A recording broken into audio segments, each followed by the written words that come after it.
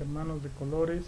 Es una alegría para mí poder estar junto a ustedes a través de este medio, unidos, buscando la gracia de Dios siempre y tratando de llegar a poder tener algo de actividad en estos días de cuarentena. Queremos empezar nuestra presentación siempre invocando la presencia de Dios. Vamos a hacer esta oración preparatoria, todos los que puedan seguirme y que ya estén conectados. Es la oración que tenemos en la guía del peregrino, que dice así: ven Espíritu Santo, llena los corazones de tus fieles y enciende en ellos el fuego de tu amor. Envía tu Espíritu para darnos nueva vida y se renovará la faz de la tierra. Dios, que iluminaste los corazones de tus fieles con las luces del Espíritu Santo, concédenos saborear las cosas rectas según tu Espíritu y gozar para siempre de sus consolaciones. Por Jesucristo nuestro Señor. Amén. En nombre del Padre, del Hijo y del Espíritu Santo. Amén. El rollo que vamos a ver ahora es iglesia.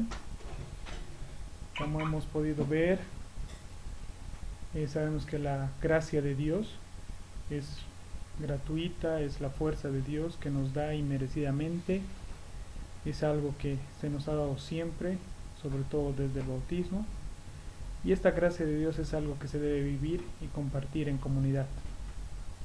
Esa comunidad donde vivimos en gracia de Dios y compartimos es la iglesia.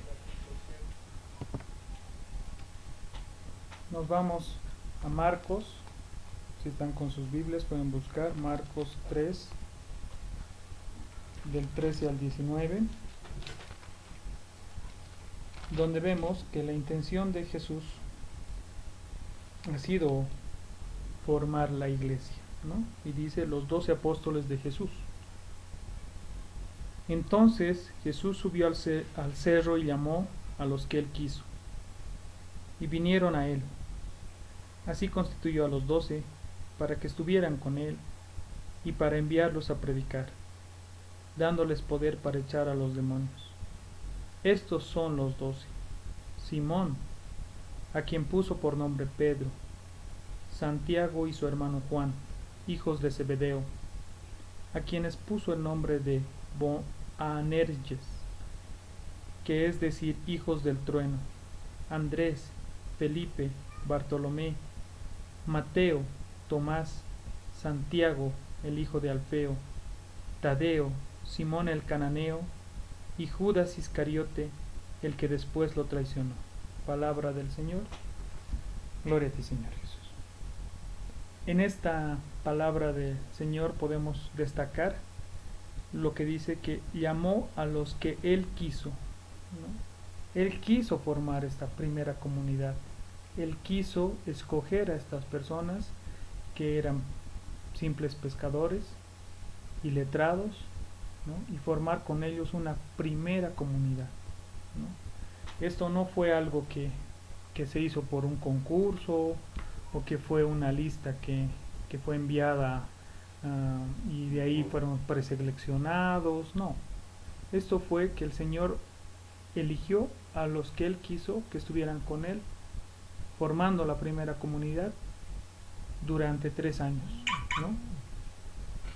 Aparte de ello, también nosotros conocemos una comunidad a la cual pertenecemos, que es el Movimiento de Cursillos de Cristiandad, que es una comunidad también formada por Él, ¿no? Nosotros no nos conoceríamos, no estaríamos compartiendo este video en vivo, asistiendo a esta escuela virtual, si es que Jesús no nos hubiera presentado, ¿no? Es algo muy importante y muy necesario que nosotros nos demos cuenta de esto. Nos conocemos, somos parte de la iglesia, somos parte de nuestra decuria, somos parte de nuestro grupo porque Él quiso. Y es así que nosotros, al mantenernos en comunidad, al asistir a las ultrellas, bueno, al volver a asistir cuando podamos, al tener nuestras reuniones de grupo de forma virtual o de forma presencial, al compartir la palabra, al ir al Santísimo, al rezo del Santo Rosario, y comunidad, estamos cumpliendo la voluntad de Él, porque Él nos ha querido que nos mantengamos en comunidad, como ha querido que se mantenga su comunidad de los primeros 12 apóstoles. Vamos avanzando. Jesús edifica su iglesia.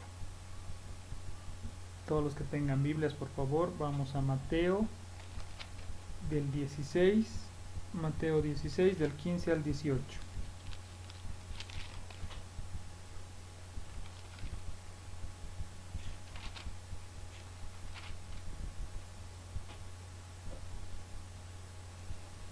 Jesús les preguntó: ¿Y ustedes quiénes dicen que soy yo? Simón contestó: Tú eres el Cristo, el Hijo de Dios vivo. Jesús le respondió: Feliz eres, Simón, porque no te lo enseñó la carne ni la sangre, sino mi Padre que está en los cielos. Y ahora yo te digo: tú eres Pedro, o sea, piedra, y sobre esta piedra edificaré mi iglesia, y las fuerzas del infierno no la podrán vencer. Yo te daré las llaves del reino de los cielos. Todo lo que ates en la tierra será atado en el cielo, y lo que desates en la tierra será desatado en los cielos. Palabra del Señor, gloria a ti, Señor Jesús. Destacamos de esta parte que fue el Señor quien le cambió de nombre a Pedro. Fue el Señor quien quiso que Pedro dejara de ser Simón, que significa frágil, y se convirtiera con el nombre de Pedro, que significa fuerza, dureza, fortaleza.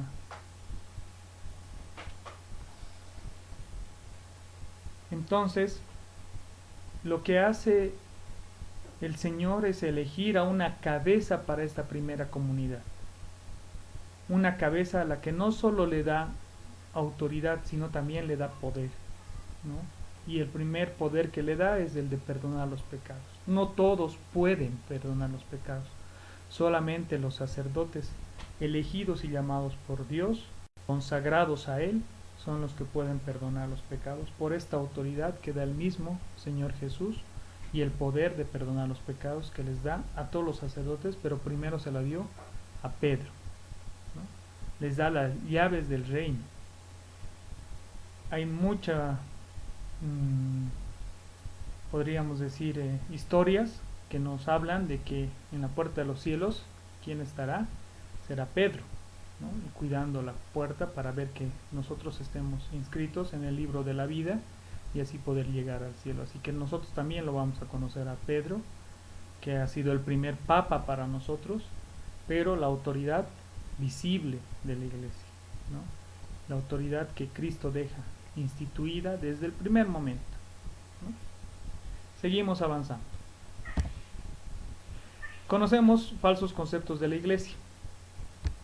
El primero es que la iglesia es un edificio, ¿no? Una estructura. La iglesia no es solamente la estructura. La estructura sirve a la iglesia, pero no es eso la iglesia, ¿no? Cuando uno dice voy a la iglesia y se refiere que está yendo al lugar físico, comete un error de expresión, ¿no? La iglesia no es solamente la estructura. Algunos piensan que la iglesia es una isla donde nosotros podemos ir y ocultarnos del mundo, algo similar a lo que estamos haciendo ahora, ocultándonos del coronavirus, pero es algo temporal. Nosotros no podemos usar la iglesia o pensar que la iglesia es para aislarnos del mundo. No es una isla.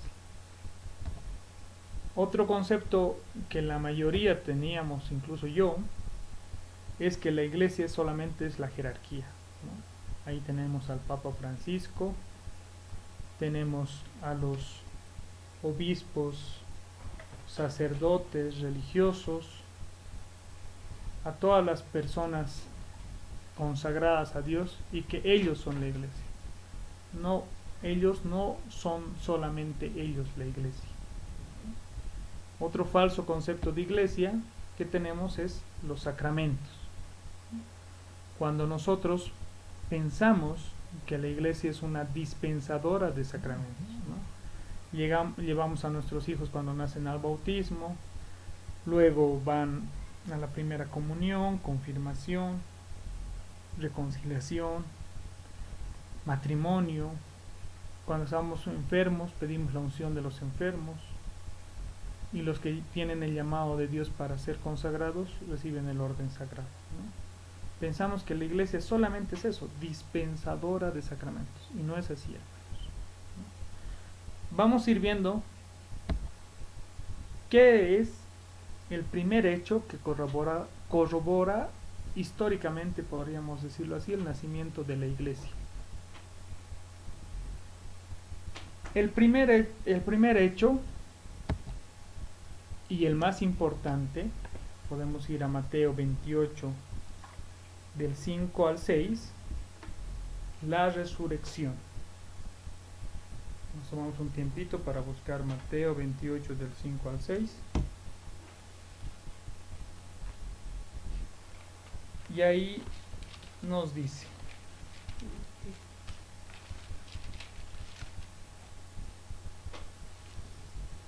el ángel dijo a las mujeres: ustedes no teman, porque yo sé que buscan a Jesús crucificado. No está aquí, pues ha resucitado tal como lo había anunciado. Vengan a ver el lugar donde lo habían puesto. Palabra del Señor, gloria a ti, Señor. Este primer hecho, hermanos, como nos dice San Pablo, si Jesús no hubiera resucitado, vana sería nuestra fe. Ha habido y existen personas muy buenas en la historia. Dios ha mandado a muchos profetas, actualmente existen profetas, pero el único ser humano verdaderamente hombre y verdaderamente Dios que ha resucitado y ha vencido a la muerte ha sido Jesús. Por eso creemos, no porque lo hayamos visto, sino porque creemos en el testimonio de los que lo han visto, ¿no? Y ese testimonio nos ha sido dado a través de los siglos y va a seguir siendo un testimonio.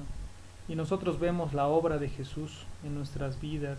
Tenemos tantos testimonios del actuar de Dios, cada milagro que ha pasado en nuestra vida, que da testimonio de esto, que es lo más importante, que Jesús ha resucitado, que Jesús ha vencido la muerte.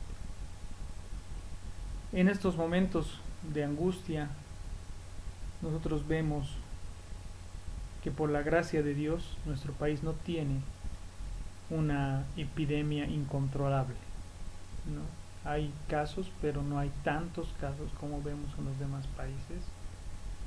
Y es algo porque Dios nos ama, ha orientado y ha guiado bien a nuestros gobernantes y lo va a seguir haciendo, ¿no? Dios nos está librando de este mal. Él sigue actuando por las oraciones. Yo no les puedo aconsejar qué es lo que tienen que hacer en este tiempo de cuarentena, pero lo que sí les puedo compartir es lo que nosotros hacemos en mi casa. Nosotros compartimos la palabra, muchas veces después del desayuno. Después del almuerzo rezamos el rosario en familia, prendiendo las velitas, pidiendo por todos los que están en terapia intensiva en el mundo a causa de este coronavirus. Y antes de dormir rezamos la Divina Misericordia. Estamos en constante oración. El día que me tocó salir por mi carnet, fui a buscarle al sacerdote para recibir la reconciliación. Eso trajo paz a mi corazón. Y desde allí nos ponemos manos a la obra para seguir teniendo actividad, estando todavía en las cosas del Señor, sin perder la fe. porque Él actúa en nosotros, está actuando ahora en la cuarentena. Se va a lograr que exista esta vacuna, se va a lograr que pase este tiempo de angustia. Y nosotros, ¿qué nos toca? No perder la fe, ser fieles, ser fieles. Tantas cosas hemos visto, y cómo no creer en Dios, cómo no creer en su resurrección, cómo no creer en su actuar. Así que nosotros, por esa resurrección de Dios y por las obras que Él sigue haciendo como Cristo resucitado, es que seguimos actuando y lo vamos a seguir haciendo, ¿no? De la mano de Dios, Cristo y yo, mayoría aplastada. Sigamos. El otro hecho que corrobora el nacimiento de la iglesia, muy importante, es Pentecostés, ¿no? Hechos 2, del 1 al 4. Podemos buscar en nuestras Biblias, hermanos, y si no, también lo tenemos aquí en la pantalla, transcrito el texto. Y dice: cuando llegó el día del Pentecostés, estaban todos juntos en el mismo lugar. De repente vino del cielo un ruido como el de una violenta ráfaga de viento, y llenó toda la casa donde estaban reunidos. Se les aparecieron entonces unas lenguas como de fuego, que se repartieron y se posaron sobre cada uno de ellos. Todos fueron llenos del Espíritu Santo y comenzaron a hablar en lenguas según el Espíritu Santo les concedía expresarse. Palabra de Dios, te alabamos, Señor. Este texto lo he analizado último con mi familia y realmente me ha parecido muy impresionante cómo el Espíritu Santo nos guía y nos sigue guiando día a día para que cumplamos la misión que nos ha dado Dios. ¿Y cuál es la misión que nos ha dado Dios? Que todo el mundo sepa que Dios le ama, que todo el mundo conozca el Evangelio, que hacer discípulos a todos los pueblos hasta el último rincón del mundo, y que sean bautizados, ¿no? Porque siendo bautizados forman parte de la familia de Dios. Entonces, ¿qué es lo que ha pasado? Cuando Jesús ha resucitado, dice la palabra, ha estado entre las personas por 40 días y se ha presentado a unas 500 personas. Había 500 testigos de su resurrección, más o menos. Y Él, antes de irse, les ha dicho que vayan por todo el mundo, a los 12 apóstoles, a los 11 apóstoles, que vayan por todo el mundo y que lleven el Evangelio y que enseñen lo que Él les ha enseñado a todos los pueblos. Pero ¿qué pasa 10 días después? Los apóstoles no están en todo el mundo, están todos escondidos, están todos reunidos en un solo lugar, de miedo, porque los estaban persiguiendo. Como había tantos testigos de que Jesús había resucitado, lo estaban persiguiendo a toditos. Y ellos se esconden, unidos, pero se esconden. Es algo así como el tiempo de cuarentena que estamos ahora. El tiempo de cuarentena que estamos ahora, estamos todos reunidos en casa. Y es aquí donde nosotros podemos recibir el Espíritu Santo a través de la palabra, a través de la oración, a través del ayuno. Hay muchas cosas que podemos hacer en familia que nos van a permitir gozar de esta presencia real del Espíritu Santo en nuestros corazones y en nuestras vidas. Cuando el Señor les da el Espíritu Santo, es una manifestación tan grande que suena el viento, suena la tierra, tiembla, aparecen las lenguas de fuego y les da esa fuerza de Dios, ¿no? Para que dejen de tener miedo, para que vayan a los confines del mundo, ¿no? Y desde ahí recién salen a hacer el primer anuncio, el querigma. Pedro hace el primer anuncio de Cristo vivo, resucitado, después de haber vivido toda su pasión y muerte y crucifixión. Y se dice, más adelante dice que ese día se convierten no pocos, sino 3.000 personas se unen a ellos, ¿no? Esa es la fuerza de Dios. Esa es la fuerza que nosotros tenemos que pedir todos los días para alejar el miedo de nuestros corazones, para recibir la fuerza de Dios, de la palabra, a través de la oración, a través del ayuno, junto a todas nuestras familias, ir llenándonos de Dios, ir recibiendo a Dios día a día.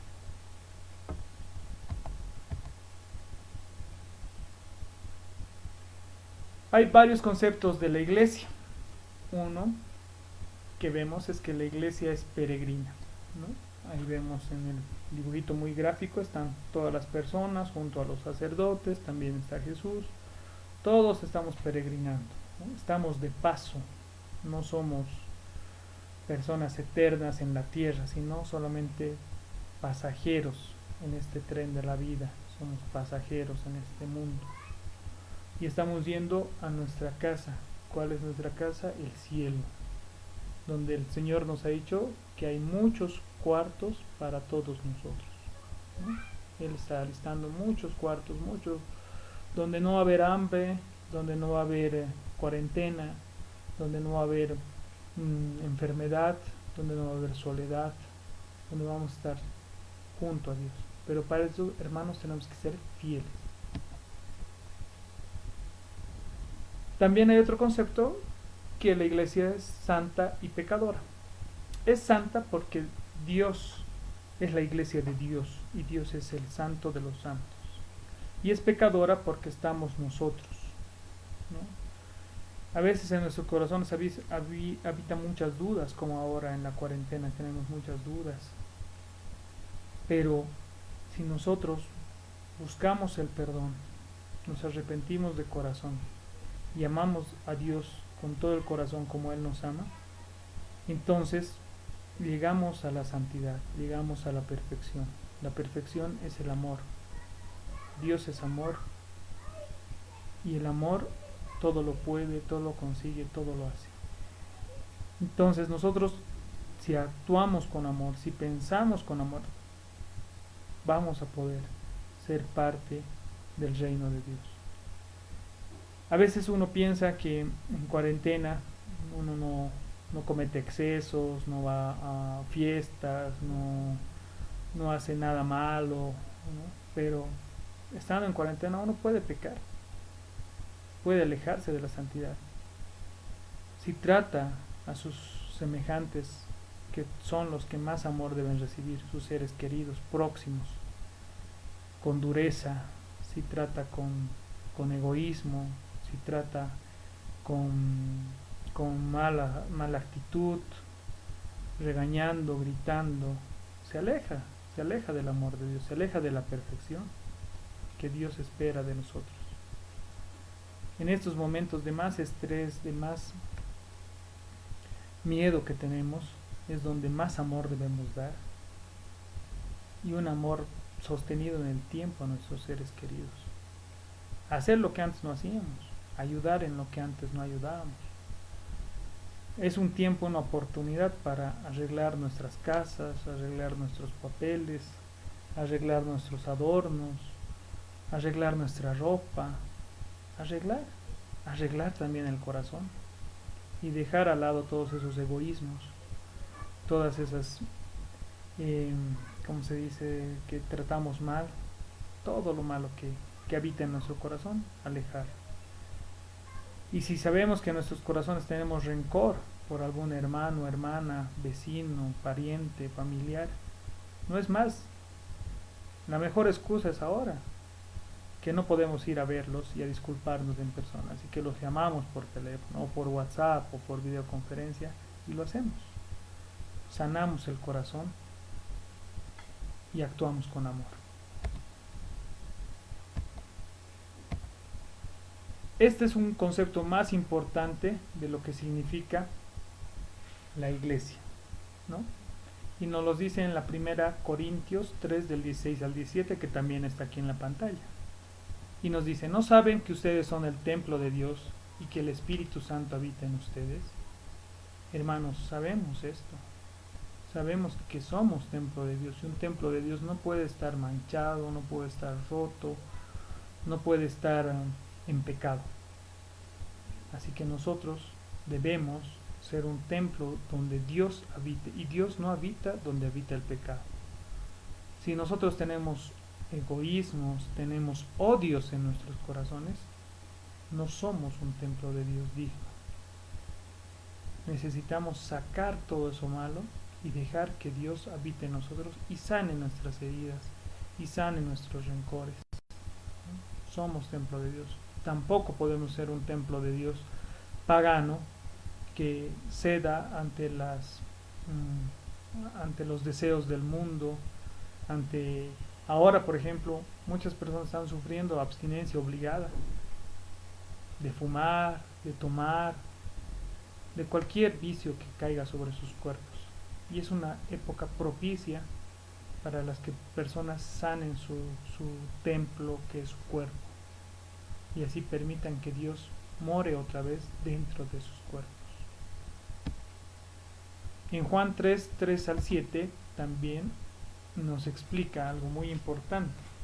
Cuando Nicodemo visita a Jesús a escondidas y le pregunta: Maestro, nosotros sabemos que has venido de parte de Dios, porque nadie puede hacer señales milagrosas como las que tú haces, a no ser que Dios esté con él. Jesús le contesta: En verdad te digo que nadie puede ver el reino de Dios si no nace de nuevo de arriba. Nicodemo le dice: ¿Cómo renacerá el hombre ya viejo? ¿Quién volverá al seno de su madre para nacer de nuevo? Jesús les contestó: En verdad te digo, el que no renace de agua y del Espíritu no puede entrar en el reino de Dios.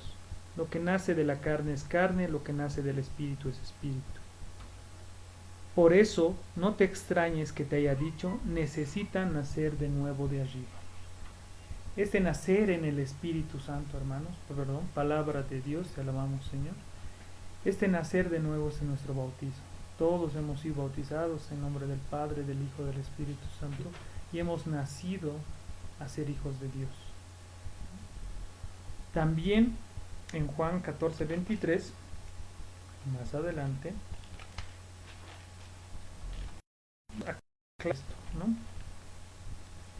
Y nos dice: Jesús les respondió: Si alguien me ama, guardará mis palabras, y mi Padre lo amará a él, y vendremos a él para hacer nuestra morada en él. Nosotros, al ser fieles a su palabra, al ser fieles en el único indispensable que tenemos, que es simplemente amar, somos morada de Dios, somos templo de Dios, somos casa de Dios. Y en Corintios, primera carta a los Corintios, del 12 al 13,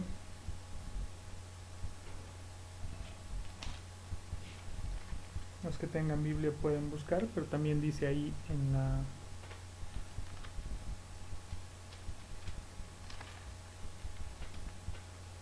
la pantalla: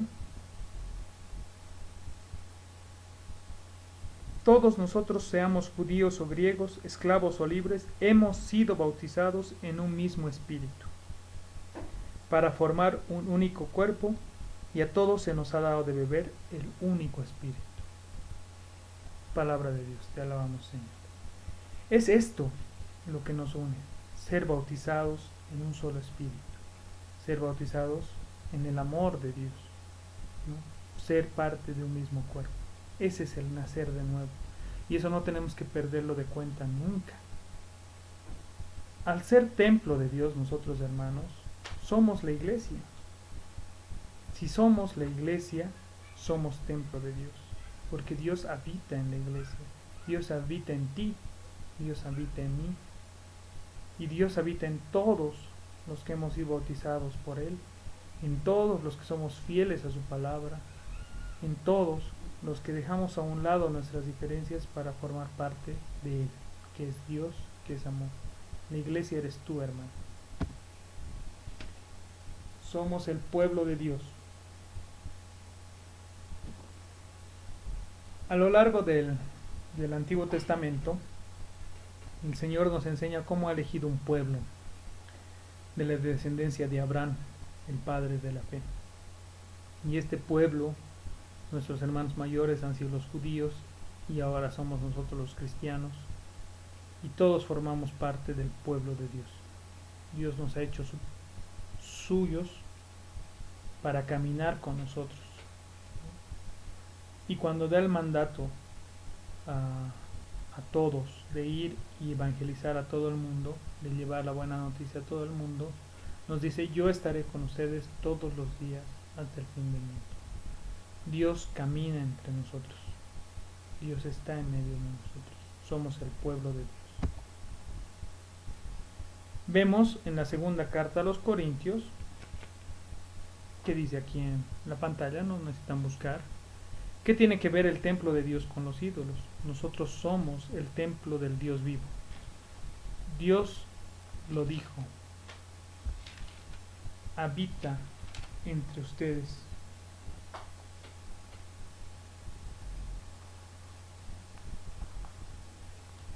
Habitaré y viviré en medio de ellos, seré su Dios y ellos serán mi pueblo. Habitaré. Entonces, nosotros siempre tenemos que tener presente que Dios está al lado de nosotros. Donde dos o más estén reunidos, allí está el Señor. Allí está su Espíritu Santo. Necesitamos ser conscientes de la presencia de Dios en medio de nosotros, en medio de esta cuarentena, en medio de esta pandemia. Iglesia, familia de Dios.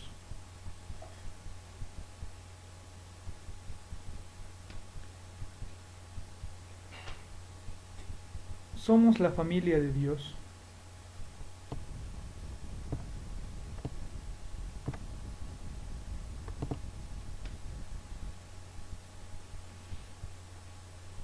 porque a través del bautismo nosotros dejamos de ser siervos de Dios o criaturas de Dios, como nos decía en el Antiguo Testamento, Moisés, Abraham, todos decían soy, y la misma Madre María, nuestra Santísima Madre, la sierva, la esclava del Señor. Pero desde el bautismo, vamos Mateo 18 del 48 al 50, cuando lo buscan a Jesús, Él les respondió: ¿quién es mi madre y quiénes son mis hermanos? E indicando con la mano a sus discípulos dijo: estos son mi madre y mis hermanos. Porque todo el que cumple la voluntad de mi Padre que está en los cielos, ese es mi hermano, mi hermana y mi madre. La iglesia es la familia de Dios. Nosotros somos la familia de Dios. Si cumplimos, como dice la palabra, la voluntad de Dios. Y eso está resumido en los mandamientos, en el mandamiento del amor, en los sacramentos. Si nosotros no nos alejamos, a pesar de que no podamos ir a la misa, a pesar de que no podamos asistir al Santísimo, a pesar de que no podamos acercarnos y estar en comunidad, pero somos fieles a los mandamientos, somos fieles a Dios, somos su familia, somos sus hermanos, somos sus hijos. Dios es parte de nosotros somos parte de Dios. Y esto lo aclaramos en el cuerpo de Cristo, la iglesia, el cuerpo de Cristo. Lo conocemos como la iglesia, el cuerpo místico de Cristo. Y es bastante amplio, Corintios 12, del 12 al 27.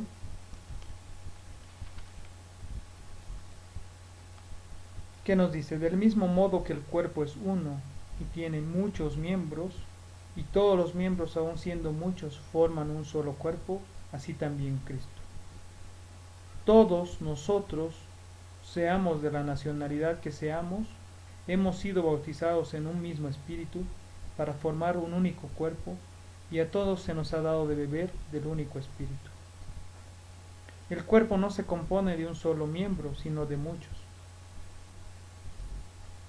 Mas aún miren cómo las partes del cuerpo que parecen más débiles son las más necesarias, y las partes que menos estimamos las vestimos con más cuidado, y las menos presentables las tratamos con más modestia, lo que no necesita con las otras que son decorosas.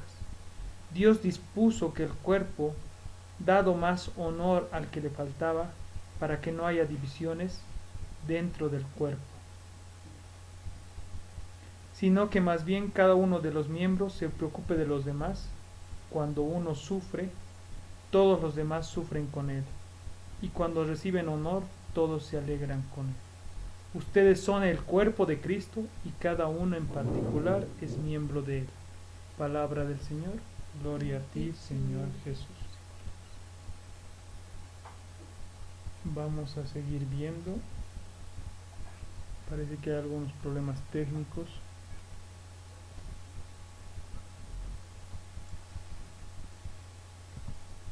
Vamos a hacer una pausa en esto del cuerpo de Cristo si seguimos grabando.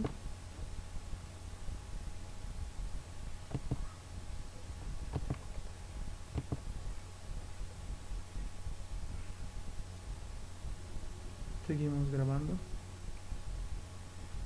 Este del internet es algo que tal vez nos va a perjudicar, ¿no? Pero tendremos un poco de paciencia, nos guiaremos por el audio, no por la intermitencia de la pantalla. Y seguimos viendo, después los hermanos que están ahora mandando mensajes de que se ha cortado, después va a estar grabado toda la presentación y lo van a poder ver con calma. Vamos a retomar donde estábamos. El cuerpo místico de Cristo. Si nosotros formamos parte de este cuerpo místico de Cristo, somos parte de Cristo. Él es la cabeza y nosotros somos el cuerpo. No podemos pensar que una parte es más importante que la otra. Todas las partes son importantes. Vamos a